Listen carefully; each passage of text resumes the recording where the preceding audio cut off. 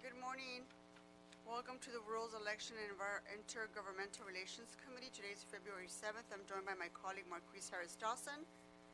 We're going to go ahead and take public comment on all the items. If I call your name, please come forward. Rob Kwan. Is Rob here? Okay. Followed by Sean McMorris. Rob, you signed up for items 1 and 2? Yep. You want to speak on general public comment too? No, it's okay. All right, go ahead. I want to start by congratulating our soon-to-be Ethics Commissioner. 30 years ago, this commission was created, and we find ourselves in a similar moment with trust in City Hall at an all-time low.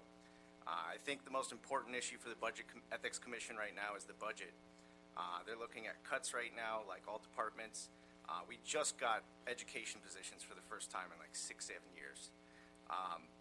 2017 elections are looking to be audited by the summer. We're once again going into a fundraising period. We'll be going into the 2022 fundraising period without having completed an audit of the 2017 election, which is completely baffling. I remember a few years ago watching the Budget and Finance Committee, and Councilmember Krikorian revealed, to the surprise of his colleagues, he actually was on the Ethics Commission. And in his time on the Ethics Commission, they were in the same place, where they would go into an election and a fundraising period without having completed a previous audit. And was really disheartened to see that we haven't made much progress there. It would be really unfortunate to see the Ethics Commission's budget slashed. One position lost there, it has a really huge impact across the board. And adding a few positions could really help step up the disclosure and transparency that our council members all say they love. I do want to note on item 2, the conflict of interest code. We're looking at, a lot of technical amendments to our conflict of interest codes. But in the background, we have a municipal lobbying ordinance that's set to expire in March. That was something the Ethics Commission worked long and hard on to overhaul and update our municipal lobbying ordinance. I don't think it's perfect. I do have some concerns about it, but I think this committee should either hear the item, take it up, or hear the item and send it back to Ethics Commission with recommendations. This is something that we really need to do to actually increase transparency and trust in City Hall. Thank you. Thank you. Sean Morris, followed by Noel Weiss. Good morning. I'm Sean McMorris with California Common Cause. I first want to congratulate the new commissioner, Ms. Janao. Common Cause looks forward to getting to know you and work with you, so congratulations on your appointment. I too would like to briefly just touch upon the importance of adequately funding the Ethics Department. They do wonderful work, but we have to be sure not to set them up for failure by underfunding them. Adequately funding their department also has a great deal to do with rebuilding trust at City Hall. So good reforms are only as good as the department that enforces them. Unenforceable anti-corruption laws lead to public cynicism and ultimately indifference, which is the greatest threat to a democracy. The Ethics Department has a great staff, but they're not superhuman. Underfunding them not only harms their mandate, but City Hall's sincerity to root out corruption and level the political playing field so that all Angelenos are equally represented.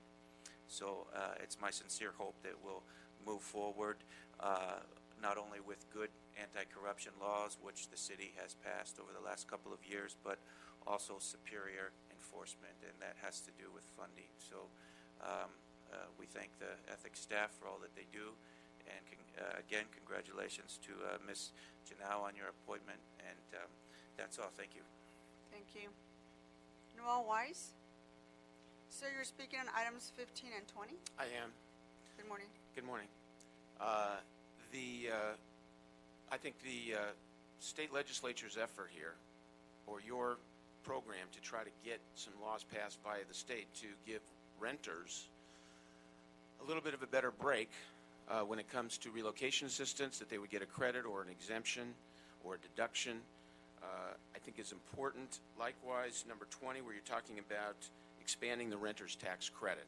In the context of homelessness, I want to try to relate this because what we've got apparently, as Mr. Bonin pointed out at the last homeless poverty committee hearing, there's apparently $50 million that's being set aside for these bridge projects. That's basically burn money for only 3 years. Not a dime of city money is going into it.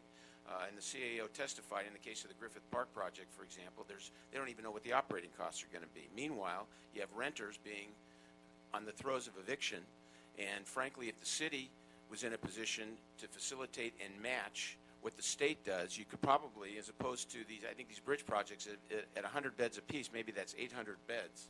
If you're talking about the kind of dollars that really go to where tenants live figuratively and literally, if you're assuming a couple of beds per unit, even a $300 contribution to the rent under distressed situation, you're talking about, for $3.6 million, you're talking about 1,000 units. For $36 million, you're talking about 10,000 units, and for $50 million for these bridge shelter programs, you're talking 800 beds.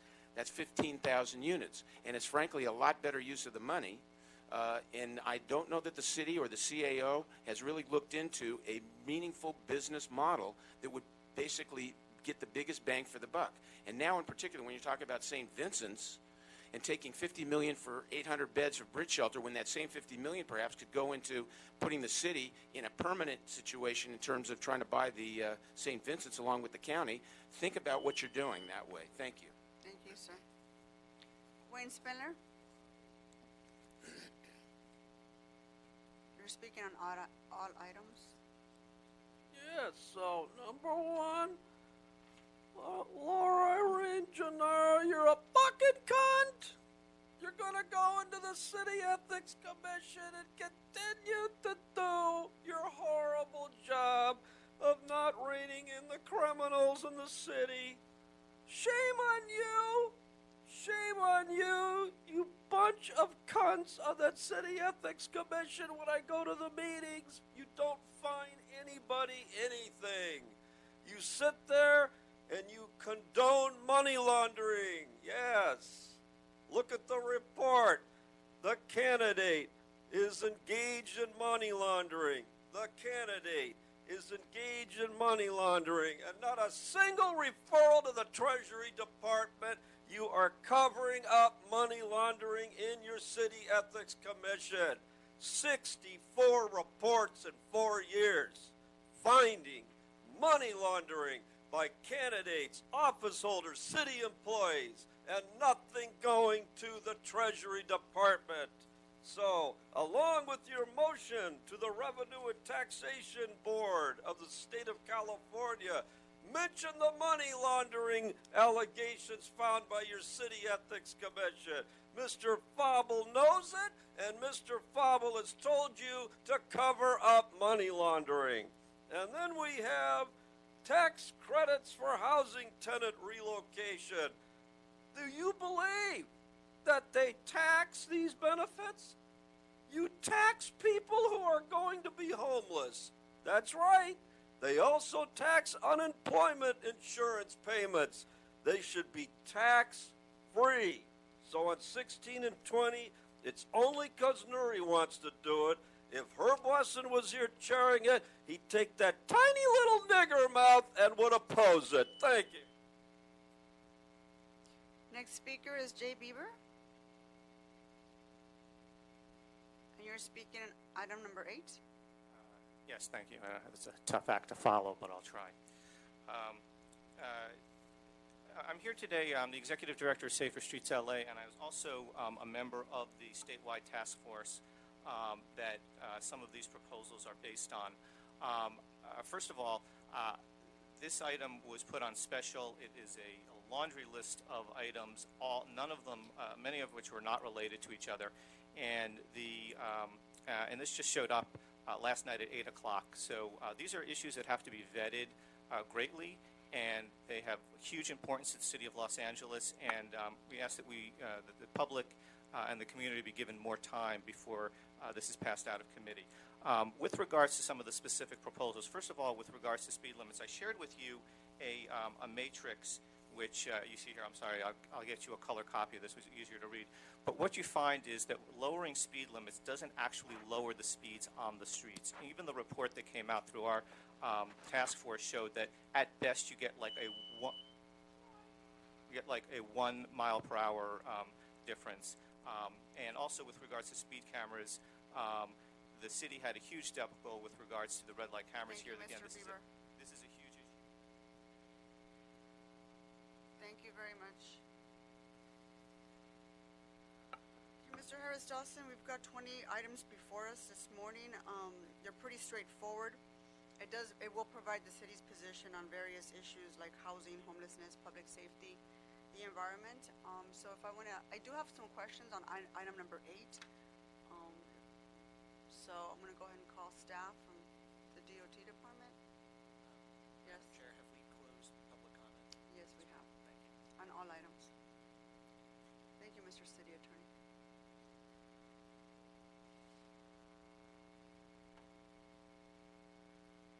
Mr. Spindler, don't interrupt this meeting anymore. Good Good morning. Council President, Councilmember Dawson. So, you ladies want to introduce yourselves?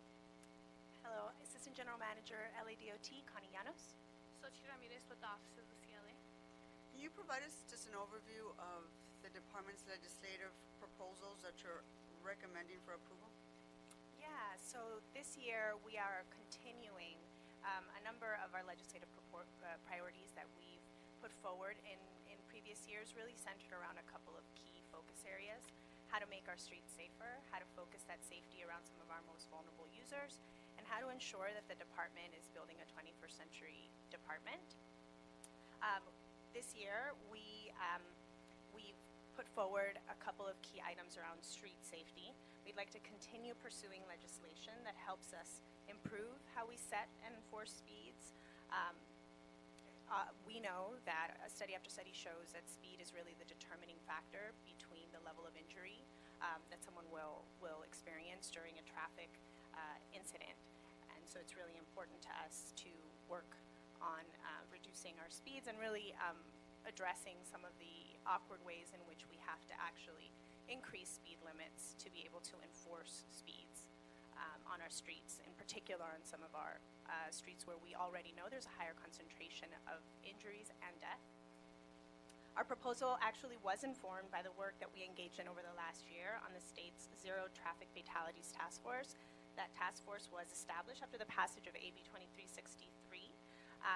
And in fact, this week, the report published its recommendations, and those closely align with the items that we put forward today. We're also recommending legislation that would allow us to amend the vehicle code to allow cities to opt in to pilots that would allow for automated speed enforcement. The idea would be to work very closely with our law enforcement partners to identify the best locations where we could help supplement and complement their work, again, in a pilot fashion. In addition to that, we're also pursuing legislation that would allow us to preserve cities' roles in how we're shaping emerging technologies. Transportation technology is evolving very quickly, and our proposals will allow the department to respond quickly to legislative developments related to everything from autonomous vehicles to drones, transportation network companies, and other tech-enabled models. Do you have anything to add? So I know that the state provides us the ability with creating a automated speed enforcement program. Would the department utilize, how would you utilize this program, and how would you implement it? So we would work very closely with LAPD. I think it's important to highlight that this is an opt-in program for cities that we would want to support. Have you spoken to LAPD about this? We have had some preliminary conversations with law enforcement, is my understanding. This would allow us to pursue the legislation, and in actually pursuing language, we would begin those conversations in more detail and in earnest. Have they expressed any oppositions or concerns? Not that I'm aware of, no. The other thing your proposal talks about is a two-tiered disabled parking place card system. How would this actually reduce the abuse of the disabled placards? So placard reform has been an initiative that the department's been engaged in for several years now and through various of our legislative proposals. This year, we're really including this in our package to give us the ability to support other departments in the city family, primarily a Department of Disability. But what we would be looking to do is piloting a two-tier placard system. This would really allow us to find ways to ensure that all of our disabled community has access to the parking facilities that they need, but it would allow us to prioritize a majority of those resources for those with the most severe disabilities. What we find is that there is a lot of disabled placard abuse happening throughout the city. In fact, in downtown LA, for example, more than 30% of motorists don't pay for parking at meters at all because they have a disabled placard, and oftentimes they're taking someone who's more able-bodied, maybe taking the space of someone who has more severe disabilities, who then doesn't have the option to park and be able to get to wherever they need to go. And we have seen that this has had some really good success in other states, including Michigan and Illinois. And so you currently don't have any sponsors for any of the proposed legislation, is that correct? That is correct. So this is, moving this forward today would give you the ability to meet the legislative deadline by February 21st to actually find a sponsor. Exactly. I had a conversation with a member of the public that spoke earlier regarding community input and how much we've allowed community to weigh in on some of these proposals. Can you speak to that? Because that is something of concern. Well, we have in the past put forward legislative proposals that tie in closely to our policy priorities, which are guided by both the ongoing conversations that we're having with the mayor's office, as well as conversations and instructions and report backs that are dictated to us by Transportation Committee. We can absolutely engage in a process of acquiring more of that community input as we actually get sponsors and begin to really shape the legislation. At the moment, this proposal would simply allow us to hit start on the process, but it certainly isn't the end. And having said that, that's a really good segue to what I want to talk to my committee member about. So I was in Sacramento about a week and a half ago, and I'm very concerned about the council not having a presence in Sacramento, particularly when it comes to our lobbying firm that we work with or that we contract with. So in future meetings of the Rules Committee, I will be bringing and inviting that gentleman to come here to lay out what the city's, what he envisions is happening in Sacramento, but more importantly, what the council's legislative priorities are going to be moving forward. So I understand you need to meet a deadline, and it's not about singling out the Department of Transportation, but I think overall, I think this council needs to weigh in on serious legislation in Sacramento, especially as it pertains to transportation, housing, and homelessness. So just know that your policy moving forward, the ideas seem fine, but how we shape this legislation and how we engage community, particularly how we engage this body, is going to be very different moving forward. Did you want to speak to that? Yeah, no, I certainly concur with the chair.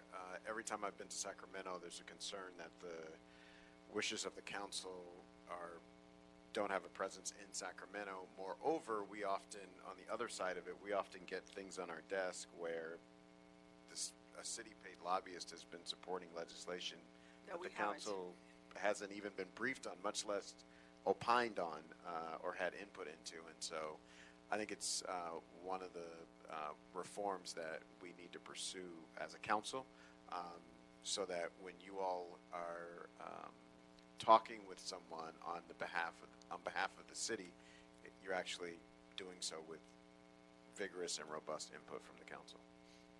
So we're just going to weigh in.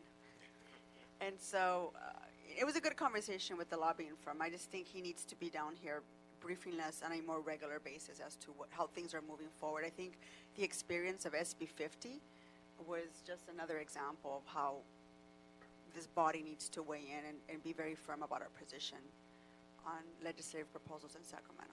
So we look forward to working with the department. Great. Thank you, guys. Do you have any other questions for? No, I do not. All right, do you have any other questions on any of the items, Mr. Harris-Dawson? I do not. Okay. So, like I mentioned, I think for the most part, it's about making sure we find sponsors for the proposed legislation in Sacramento and being able to meet that legislative deadline of February 21st. So if there are no other objections or questions to any of the items, I will go ahead and move for approval without objection. Madam Chair? Yes. For item number 20, the CLA's office has submitted a revised resolution as part of the report. Would you like to adopt that revised resolution? Yes, without objection, that will be the order. Is there anything else? Yes, for item number 11, just want to state for the record that the CLA has submitted a report that will be considered. Very well. Anything else? All right. If there's no objections, then so approved, and this meeting is adjourned. Thanks.